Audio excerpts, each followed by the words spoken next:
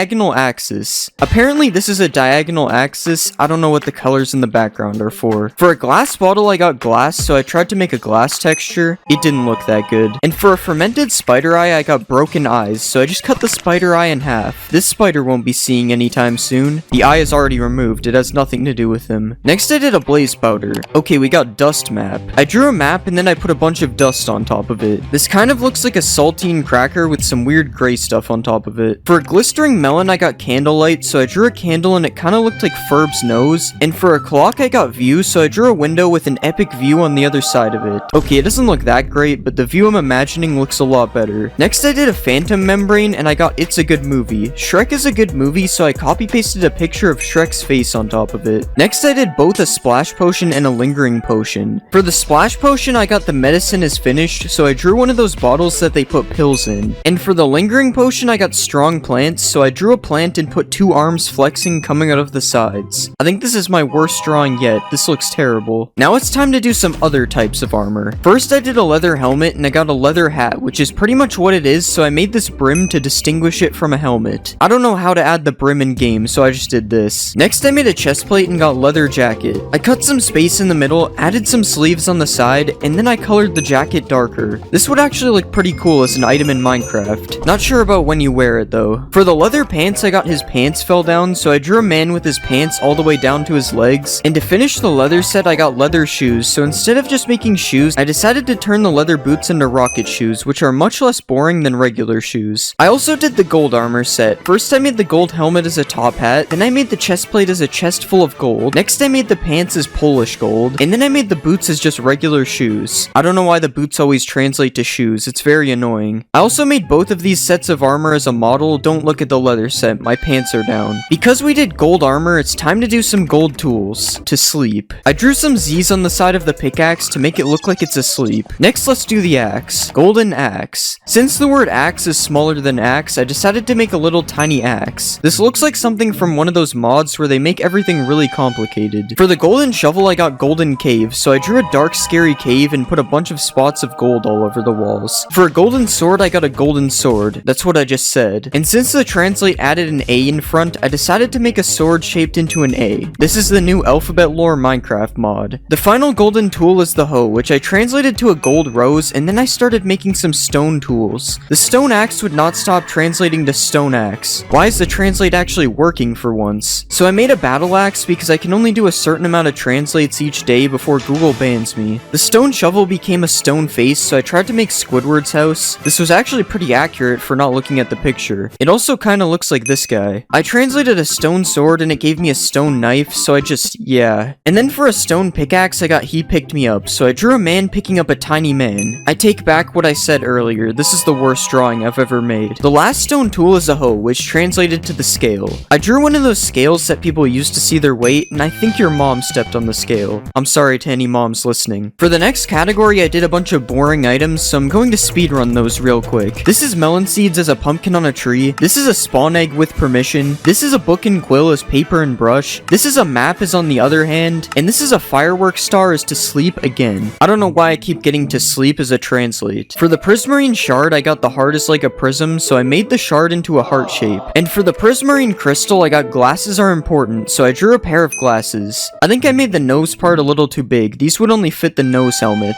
A couple other items I did was the popped chorus fruit as don't let it happen, the beetroot seeds as a carrot, and the shulker shell as a really bad version of the Minecraft logo. But one of the most interesting items I translated was the banner pattern. Okay, we got science of love. I drew a heart in the middle and then I added a science code around it. This actually just looks really weird. I don't think it's that interesting. I also made the nautilus shell as the end and a disc fragment as the entire earth. Ignore the placement of the continents. This is definitely an accurate earth. Everybody knows that food is the most important meal of the day, so next I translated some foods. Okay, we got age. I gave the rabbit a gray beard, a monocle, and a walking stick to make it look old. Next I did cooked rabbit. Cook the rabbit meat. The rabbit meat is already cooked, so I put a fire underneath to double cook it. Hopefully it's safe to eat a campfire and a metal rod. For glowberries, I got they have fresh fruit, so I drew a person and made them hold the glowberries so they had fresh fruit. And after that I translated sweet berries and got it is a sweet fruit. So I made a strawberry because those are very sweet. I probably could have just left it as sweet berries. It kind of says it in the name. For raw mutton, I got to cook, so I drew an oven with what is supposed to be mutton inside of it. It kind of looks like the mutton is a tongue and the buttons are eyes. Next I did cooked mutton and got delicious food, so I decided to draw my favorite food. Man, I love eating these. Comment if this is your favorite food too. There are a lot of foods in Minecraft, so I decided to speedrun the next few. I turned raw cod into a person shoveling transparency outside of their house, and then I made raw salmon into the old Minecraft fish. I made a tropical fish into a burning hot fish. I'm not sure how it's on fire if it belongs in the water. And then I made a puffer fish into 2 puffer fishes. Next I made a potato and I got potatoes, so I just put more potatoes behind it. And then for a baked potato I got to be easy, so I colored it green because green is the color for easy. I probably wouldn't eat the green potato, there's definitely something wrong with it. Next I made a beetroot. Okay, we got black paper. I just used the regular paper texture and then I turned it black. For dry kelp I got these words, which translates to a small dog, so I decided to draw a little wiener dog. This is definitely not what they meant by hot dog. There's still so many foods to go, so I did a few more, like this raw beef as a club from the cards, this cooked cod as a Wi-Fi symbol, this cooked salmon as... I don't really know what this is actually, and this rabbit stew as rabbit juice. But it's time to move on from foods and do the rest of them later, so let's do some chain armor instead. Helmet chain. That's what this is supposed to be. It's a helmet chain. Next I did the chest plate. Heart grinder. I drew some spikes on the top and then I struggled to draw a heart underneath. I don't know why anyone would want to wear a heart grinder on their chest plate. That sounds dangerous. For leggings I got porcelain leggings, so I tried to make one of those porcelain patterns on the pants. And for the chain boots I got shoes and chains. It looks like these guys aren't getting out of jail anytime soon. This is a wood axe with a pause sign over it because it translated to wait. And this is a wood hoe with a mouth and some eyes because it translated to let's talk. I wonder what the wood hoe has to say. For a wood sword it just kept translating to a wooden sword, so I just left it as a wood sword. And for a wooden shovel I got work, so I drew a person with a construction vest and helmet and gave them some type of shovel thing. Now I can hire somebody to do my shoveling for me. It probably hurts though. There are still over 100 items left to translate, so I started doing more random items next. Bicycle. I drew what is supposed to be a bicycle. I can't tell if this drawing is really good or really bad. I'm going to go with bad. I don't know where the handlebars are. For a recovery compass, I got Innovation Campus. I drew a picture of what I think is a school. I'm not really sure. I dropped out. Don't do that, by the way, kids. I don't want any parents telling me you dropped out of school. I translated a turtle egg and got I'm sick, so I turned the turtle egg green to make it look sick. And then I made a warped fungus on a stick and got mushrooms grow on trees. So I drew a tree and then I added some red and brown spots to look like mushrooms in a tree. Weird how I'm able to use a tree to control a strider. I made a scoot as a book with a turtle skin cover, and then I made bricks as cream, and then I tried to make a brain out of clay, and I also turned paper into the letter A. This kind of reminds me of something from another video. I'm not sure what. For glowstone dust, I got city, so I added some sky, drew a bunch of buildings, and then I put some yellow windows on them. I wonder if this city is powered by glowstone. Next, I made an ink sac and a glowing sac. For the ink sac, I got I hid, so I drew somebody hiding behind a desk, and then for the glowing sac, I got a long black bag, so I made a long black bag with a golden handle on the top. Now it's time to translate every dye. I'm actually too lazy to do that, so I only translated purple. And it gave me except this. I decided to color the purple dye every dye color in the game except for purple. See that? Now I killed every bird with 1 stone. You can't really tell which color is which though. For cocoa beans I got soon, so I made a picture from a video that I'm making soon. You can't really tell what's going on, it's a little undetailed. And for pumpkin seeds I got clock, so I drew a very bad clock. Just ignore the dots that are supposed to be numbers. There are definitely 12 and they are all in the right spot. Now it's time for me to translate some diamond armor.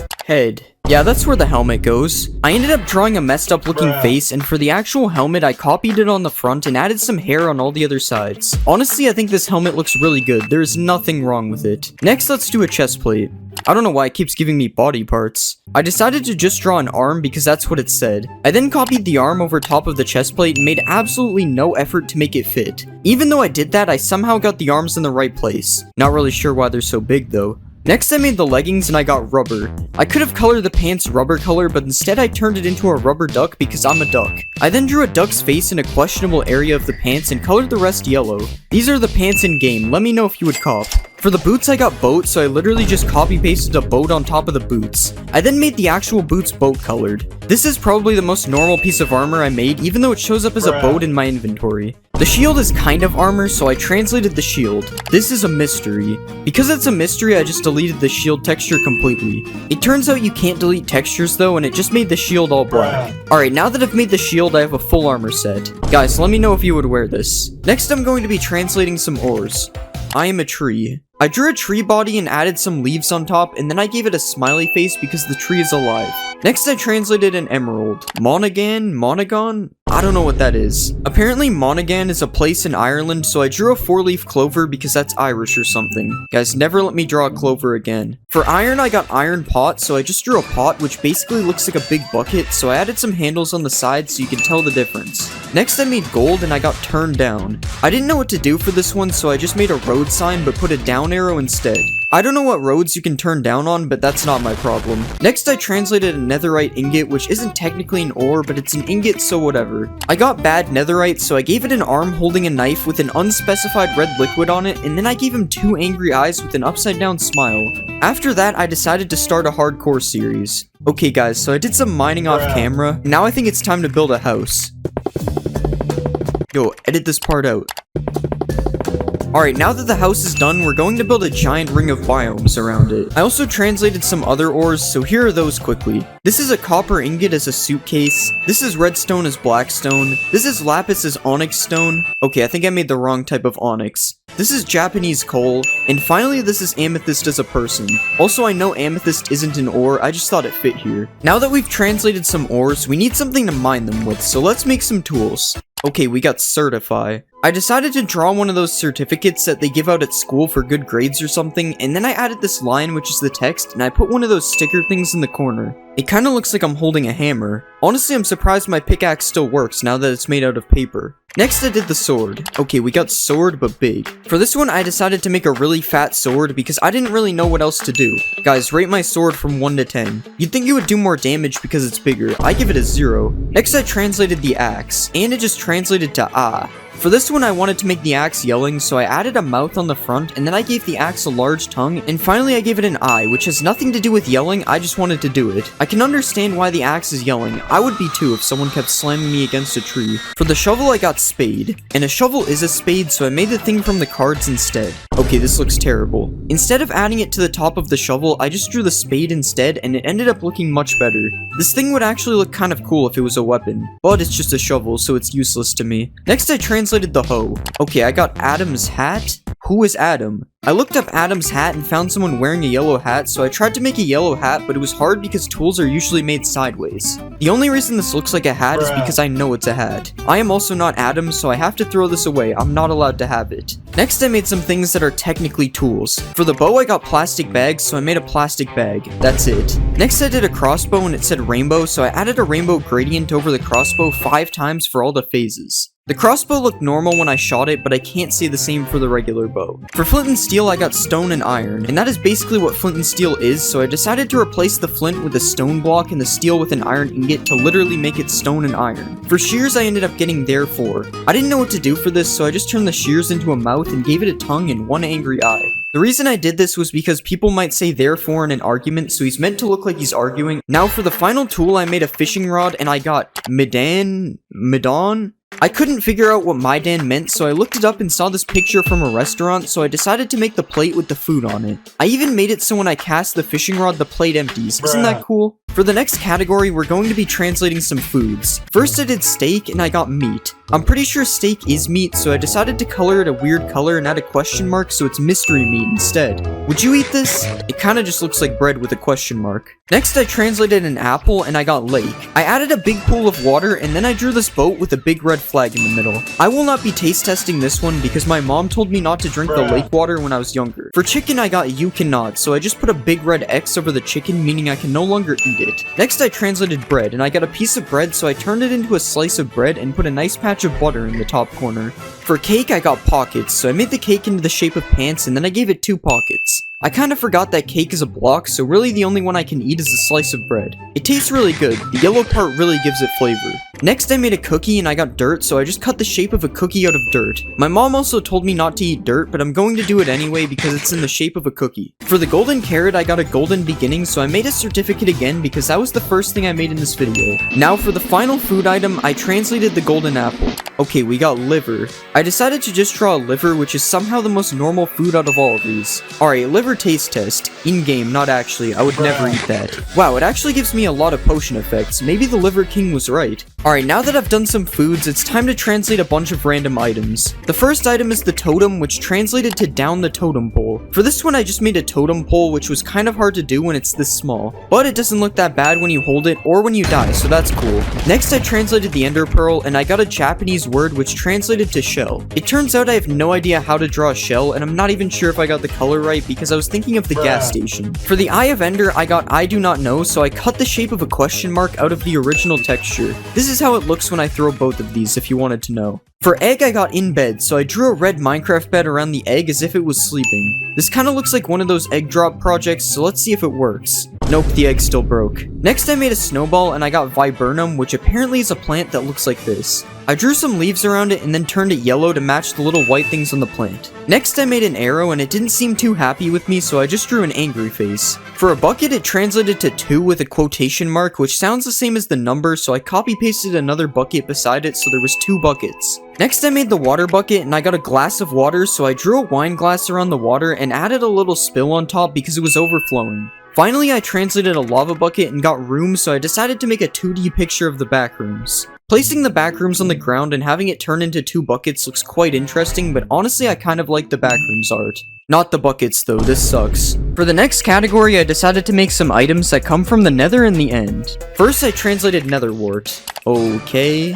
I don't know who was released, but it doesn't sound good, so I drew some iron bars around the nether wart and made the ones in the middle look like they were broken and the nether wart is escaping. Next, I made a blaze rod and got this. I decided to make a night sky with some thumbnail colored grass in the bottom, and then I added some stars, and finally I added the sun instead of the moon. For the gas tier, I got there is nothing wrong with yelling. Why are these so scary all of a sudden? I drew a man with an exclamation mark coming out of his mouth to show that he's yelling, and then I put a green check mark over it showing that it's okay. Next, I made a potion and got house or tent. It's nice that it's giving me options. I decided to just make a little house, and I gave it a door with 2 windows which looked like eyes and a mouth. Great, now you can't tell what any of the potions are without reading them. Also, I like how the man yelling is in the top left. It's a true work of art. I made a few more nether items but don't feel like showing them, so here's a nether brick as a name tag with a cool and original name on it. Here's a netherite scrap as low sodium. Next we have quartz as a low res emoji holding up a thank you heart. And finally we have a fire charge pointing at you. Now that we've done the nether, it's time to do the end, and there aren't that many items in the end, so first I made a chorus fruit. Okay, I'm gonna re-roll that one. That's better. I didn't know what to do for this, so I just colored it purple because product color, I guess. Next, I made an elytra and got little wing. For this one, I just made one of the wings smaller. And I made both of them small on the model because it turns out you can't edit the wings separately. Next, I did dragon's breath and I got this is a dangerous city. Apparently, Tijuana is the most dangerous city in the world, so I'm going to draw a picture of it. First, I added a road in the bottom corner, and then I added this arch and a couple of palm trees. After that, I added some buildings behind them, and finally I added some water and some sky in the sky. Next, I made some items you find when you make a new world. Okay, we got I will plan. I made the stick smaller, drew a piece of paper, and then I added this arm to make it look like it's writing a plan. I thought it would look better in game, but it doesn't. If you spawn near an ocean, you usually make a boat, so let's do a boat. My car. I don't have a car, so I decided to make my dream car instead. I drew the body, added a spot for the window, and then I gave him his eyes, added some yellow spots, and finally I drew his tires. Ka-chow. That was him, not me. In a new world, you usually steal wheat from villagers, so I translated wheat. I don't know what that is. Apparently that word means health research, so I drew a heart. Next I did a carrot. I got go to school, so I drew a picture of someone's mom yelling at them to go to school. This part is supposed to be an arm, by the way. Also, I am eating someone's mom. Books are usually found in villages, so I translated a book. Okay, we got 2 reduce. They always tell you to reduce, reuse, and recycle, so for this one I decided to draw the recycling sign. Okay, maybe I should have done something else. What is this? For seeds, I got the enemy, and the enemy of seeds is probably fire, so I drew some fire. Actually, it doesn't seem to be burning them, so I guess it's fine. Never mind, that was the wrong fire. I also ended up making raw chicken, and I got chicken, so I just drew a real chicken. And then I made a sapling and I got frog, so I drew a bright green frog.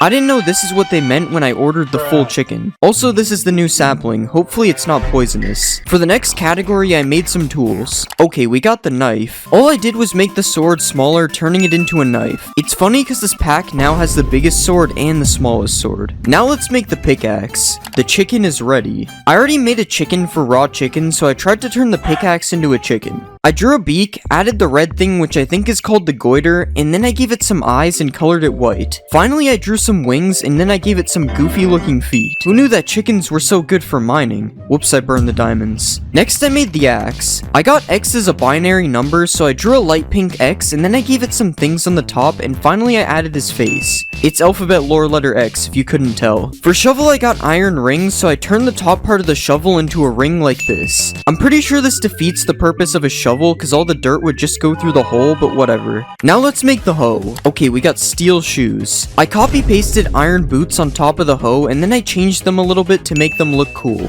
I also made a couple things that are technically tools. Here's the trident as a ship, here's the spyglass as me, and for the carrot on a stick I got remembered, so I made a subscribe button in case you forgot to subscribe. The pig is literally chasing me to do it, you have to. Now it's time to make some random items. Listen to the recording. Okay then.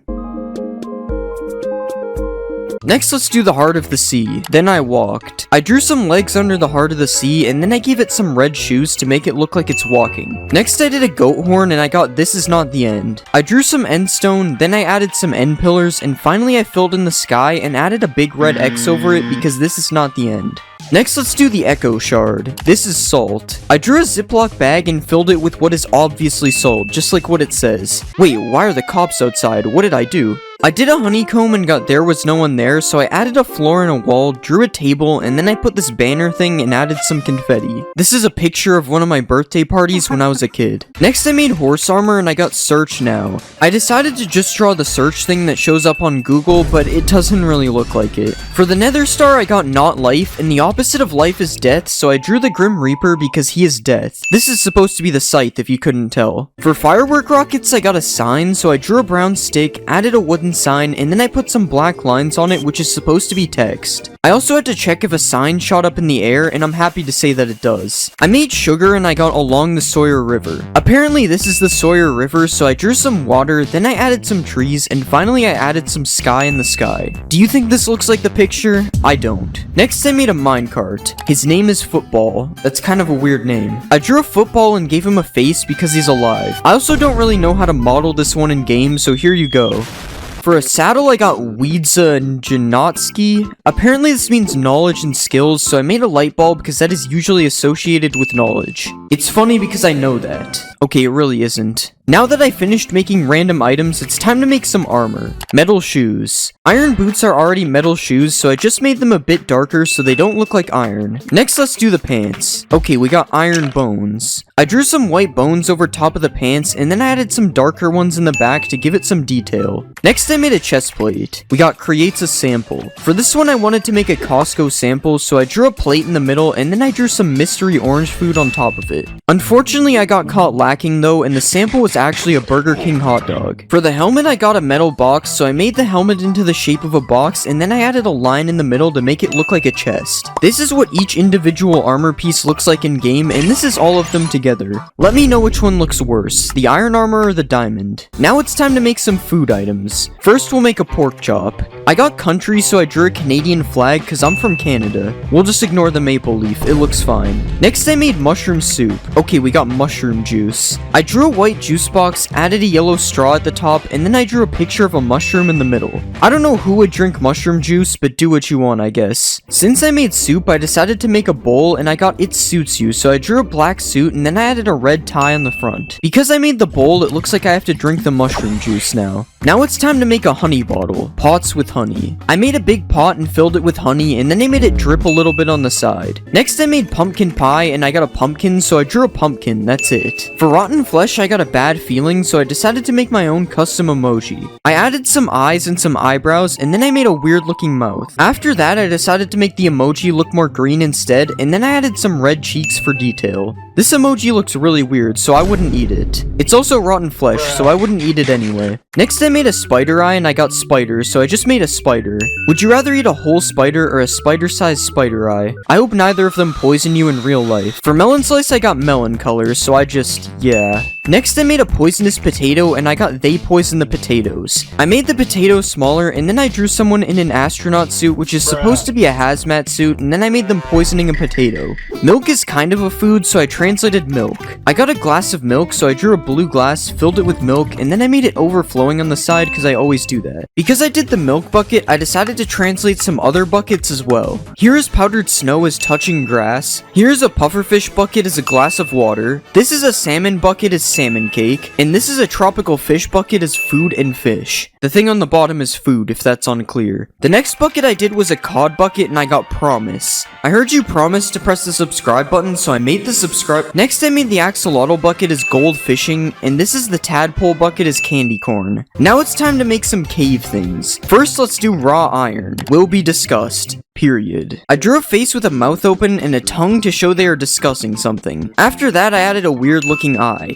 Minecraft really changed the caving experience in 1.20. I am burning realistic Pac-Man right now, this is crazy. Next I made raw copper and I got every time. I drew a clock and then tried to make it pointing at every hour, but that was impossible to do in 16x, so it kinda looks like some kind of anime item. Next I did raw gold and got good news. I drew a newspaper and then I put a check mark over it, confirming that it's good news. For a gold nugget, I got 1,000,000 gold, so I made the nugget smaller and then copy pasted it everywhere. After that, I made an iron nugget and got money, so I drew a really green dollar bill and then I became rich in Minecraft, ironically with the two worst materials. Next, I made charcoal and got chat with, so I made a chat bubble. And then I did flint and got you can, so I drew a check mark over the flint showing that you can. For the next category, I want to do some mob drops, so first I did string. Okay, we got equivalent. Yarn is kind of like the equivalent of string, so I made a ball of yarn. The crafting recipe for wool actually makes a lot more sense now. For gunpowder, I also got money, so I re-rolled and got still no money. I just wrote $0 on a white background because I didn't know what to do. Next, I did a feather and got the water tank is full, so I drew a water tank and made it full. After that, I did leather and got during the summer. I colored the sky blue, added some thumbnail glass, made a tree, and then I added the sun and some clouds. Next, let's do a bone. Out of class. I drew a floor and a wall, added a desk and a whiteboard, and then I drew a person leaving the class. Next I did rabbit hide and got a rabbit was born. Kinda the opposite happened actually. I tried my best to draw a rabbit and it actually ended up looking kind of good. Now when you kill a rabbit, you just get a rabbit. You also get a chicken when you kill a chicken, so that's cool. I did a slime ball and got a little tar goes a long way, so I found a picture of a road and then I cut the shape of a slime ball out of it to make a tar ball. I did magma cream and I got you think about it. I thought about it for a while and I decided to draw a brain. I'm going to be Google translating Minecraft items and then making whatever result I get. First, let's do some diamond things. And we got Battle of Diamonds. For this one, I didn't really know what to do, so I just decided to make the pickaxe look like a battle pickaxe. The pickaxe looks kind of fancy, but unfortunately, it just does the same amount of damage. It didn't make it any better. Next, I'll do a sword. And we just got diamond. I can't remember why, but for this one, I just made the sword really fat and undetailed. Let me know if you would use this sword texture. I honestly think this looks really good. Next, I did a diamond axe, and it just gave me some letters that translate to Diamond River. For this one, I just put a bunch of sand around the diamond axe, and then I filled in the rest with grass to put the diamond axe in the place of a river. Would you rather PvP with this or the diamond sword from before? Personally, I'm picking the sword. I hate axes. For a diamond shovel, I got my pearls, so I used this filter to make the diamond shovel into the shape of an ender pearl. And for a diamond hoe, I got more weird letters. Apparently, this means beautiful jewelry. I decided to just turn the diamond hoe into a nice diamond ring instead. Honestly, both of these are jewelry if you think of it. It's just I'd rather have one a lot more than the other. Next, I translated a diamond, and we got in advance. Alone is sometimes called in advance, so for this one, I just kept the diamond the same. The only difference is now I owe it back to somebody with interest. Diamond armor is also made of diamonds, so let's translate a helmet next. The jewel in the crown. This is probably the best thing I could have gotten for a helmet, because a crown is basically a helmet already. Imagine if I got crown for like the pants or something. Next, I did a chest plate, and I got diamond chart. I just made a really big piece of paper like this, and then I drew the diamond on the paper. I'm not really sure if this counts as a chart, but it doesn't look that bad when I'm wearing it. Next, for the leggings, it gave me diamond.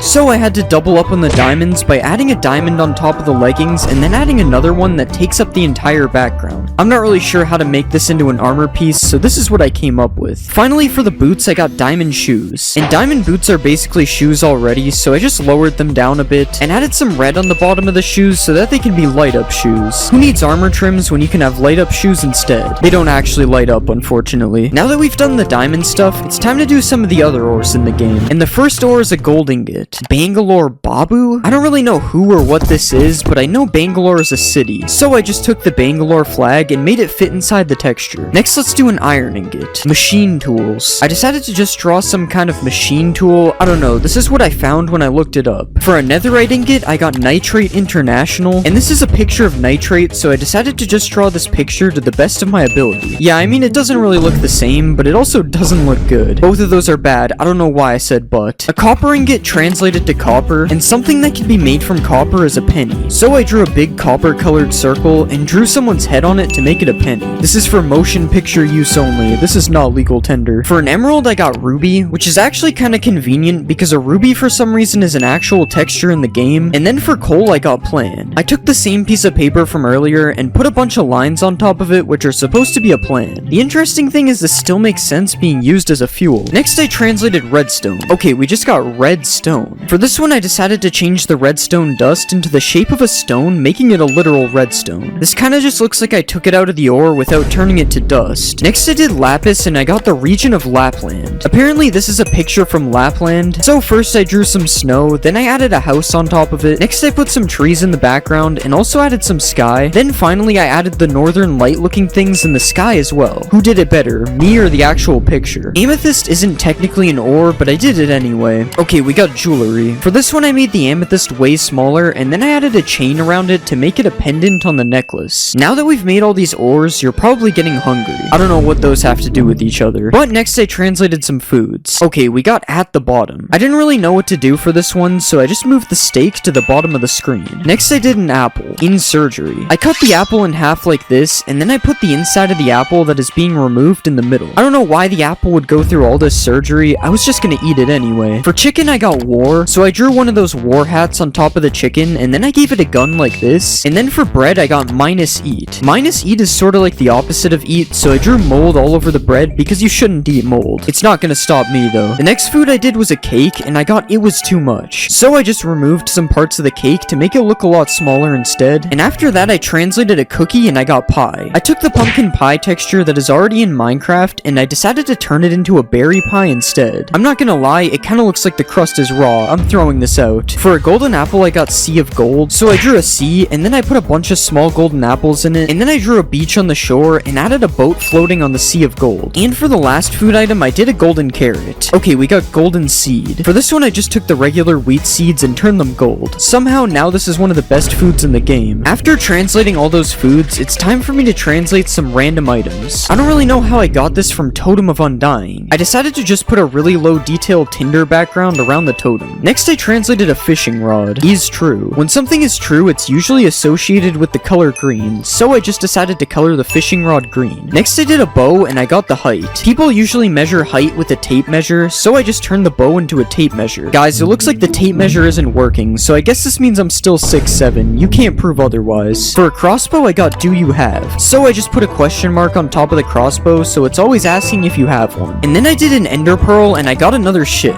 I decided to turn the ender pearl into a small end ship like this. I'm really just throwing an entire end ship. That's crazy. For the next few items, I'm gonna speedrun them. For the eye of ender, I got his eyes were closed, so I made a closed enderman eye. For the XP bottle, I got look in the mirror, so I just drew a mirror. And for the egg, I got I slept, so I turned the egg sideways and drew some Z's to show that it's sleeping. Out of all of these, my favorite is the eye of ender. I like how it's still able to find the stronghold even though it's closed. I translated a snowball and it gave me it is snowing. So I added a bunch of snowflakes falling down like this. And since I translated a bow earlier, I also had to do the arrow. Okay, we got house. I drew a square like this, added an arrow colored roof, and then I added a door and some windows. I'm not gonna lie, this is a pretty bad looking house. It kinda looks like a face. For my next items, I add a theme. First, I translated a potion. He is drinking. You already drink potions, so I just decided to change the bottle into a glass to make a fancier potion instead. Next, I translated netherwort. Okay, we got a person. I used the colors from the netherwort and turned them into a person's face like this. I'm not gonna lie, this looks like the evil version of someone you would find on a vegetable can.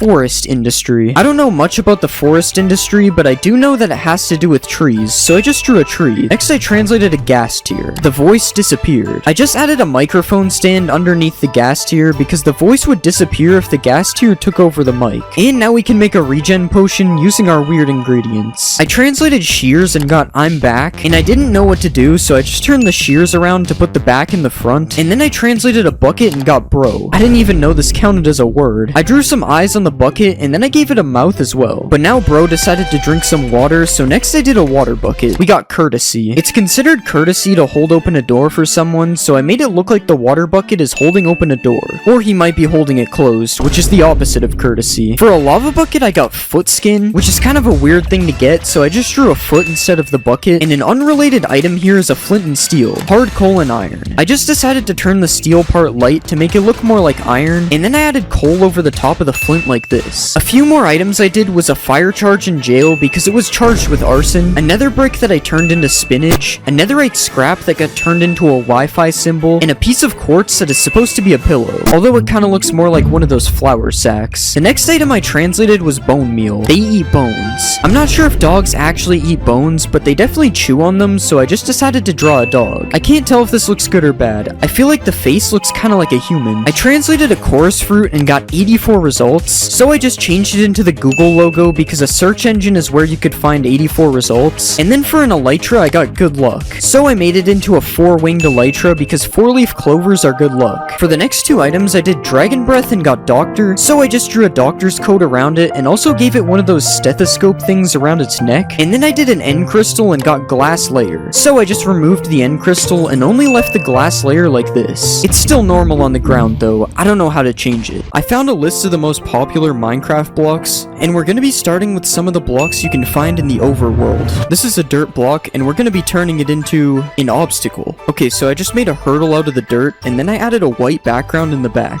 Next we are translating a grass block, and we got animal. Obviously you guys already know what animal I'm gonna pick for this one, so I drew a yellow head, and then I gave the duck an orange beak. For an oak log I got blog, so I drew a computer monitor on top of the oak log like this, because you usually would read a blog on a computer. I don't know if blogs even still exist though. Like, when was the last time you read a blog? For oak leaves, we got oak leaves with a period on the end, so I drew a bunch of circles on top of the leaves which are supposed to be periods. And then for tall grass I got sheep, so we'll just paste a picture of a sheep's head on top of the grass like this. This is actually kind of scary, having sheep heads like this all over the world. Next we'll translate some sand. Canada. For this one I took the Canada flag and made it fit into the size of a block. Now we can do oak planks and the table. I cut a little table part out of the wood plank like this, and then I added some table legs underneath as well. We'll also add a blue background like this because I don't know what happens if you leave it transparent. For water we got underwater, so I drew some scuba gear on top of the water because you need scuba gear to dive underwater, and that concludes all of our overworld blocks. As you can see, this world is looking really weird already. I mean, there's ducks all over the floor, sheep staring at me, but this is only the beginning because by the end of the video, this world will look completely different. So next let's do some cave blocks. In a cave you'll find stone everywhere, and we got at a distance. I just shrunk the stone down so that it appears to be very far away. Deep slate is also abundant in caves, and we got blackstone. Blackstone is already a real block, so I just put the texture of blackstone over the deep slate. It does look a little bit messed up though, because I forgot to change the top. For tuff I got difference, so I just made the top half of the tuff have a difference in lighting like this, and then for the gravel it translated to conscience, so I put a brain over top of the gravel like this. I wonder what the gravel is thinking of right now, guys. I wonder what it's thinking of. Next let's do andesite, and we got alive. For this one I just drew a face over top of the andesite like this. Now let's do granite, and we got freedom. The bald eagle is usually associated with freedom, so I just drew an eagle over top like this. Now we have a duck and an eagle. For diorite we got great, so I colored it green and put a check mark on top, so now it's great. And we haven't done any ores yet, so next I translated iron ore, and we got metallic. I changed the stone background to make it look metallic instead like this. Next for coal ore I got I work, so I tried to make it look like the coal ore is wearing a miner helmet, so now the coal ore can mine for itself. This one's a little weird if you think about it. Now let's do diamond ore. They sell crystals. For this one I just made an amethyst crystal take place of the diamonds. Next I did copper ore and ended up replacing the copper with teeth, and then I did amethyst as salt. And now the overworld and the caves are looking very different, but we are just getting started. Now it's time to venture into the nether, but first we gotta take another look at these caves.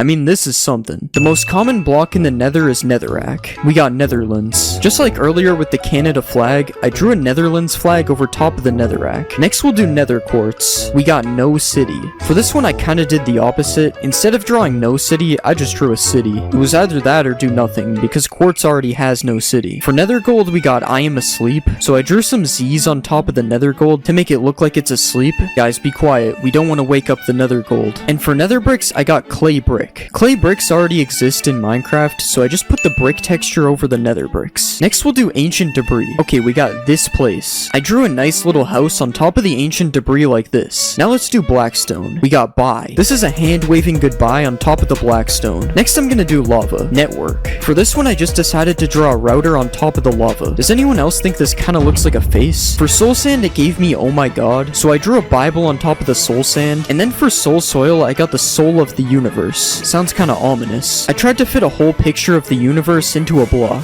That's the Milky Way right there, guys. I don't know if you can see it. Now let's do a warped stem. The idea is the opposite. The opposite of a warped stem is a crimson stem, so I just did that. And next I did warped wart. Okay, I don't really know what that means. I translated it and it means I'll have to fight, so I put a couple swords on top of the block. Next let's do warped nylium. We got durable nylon. This is nylon I think. Maybe it's yarn actually, but it's the best I could do. Now let's move on to some crimson things. Redstone. I could have just left the redstone block like this, but I decided to blend it into the crimson stem as well. Next we'll do nether wart block. And we got rest. For this one I just drew a bed on top of the block. For the last nether block I did crimson nylium, and I got blue raspberries. I just turned the block blue because it kinda looks like raspberries already. Now this is another region of the game successfully translated, and I really like how all the biomes look way different this time. I kinda forgot to translate basalt though, so we can just leave these areas alone. And now that we've been to the nether, we have to make it to the end. So next it's time for some stronghold blocks. Shipping company. FedEx is a shipping company, so I put half of the logo on the side and the other half on the top.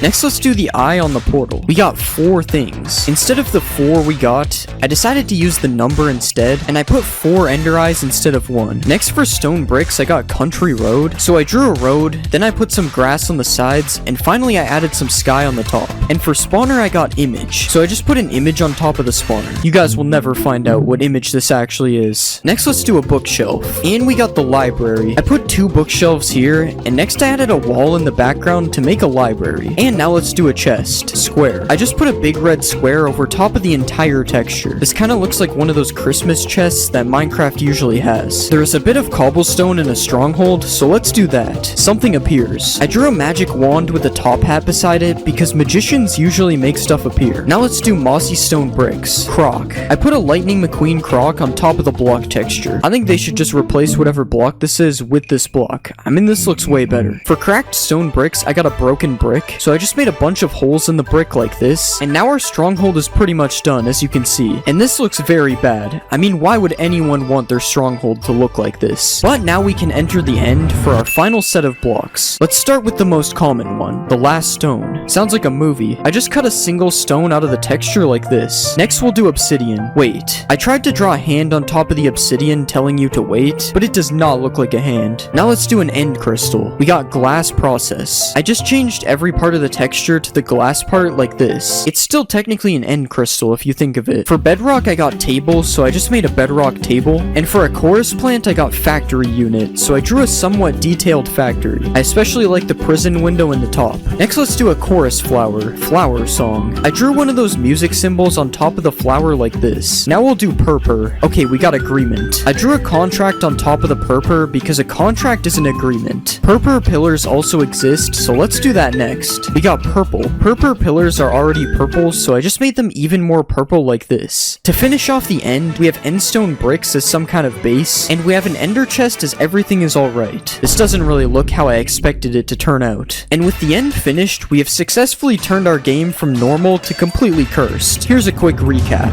First we have the cursed overworld right here, and then we have our weird looking caves as well. Next here are some different parts of the nether, and then we have the translated stronghold as well. Finally I bring you the cursed end dimension, which could honestly be my favorite, as it still looks kinda like the regular end dimension despite being cursed.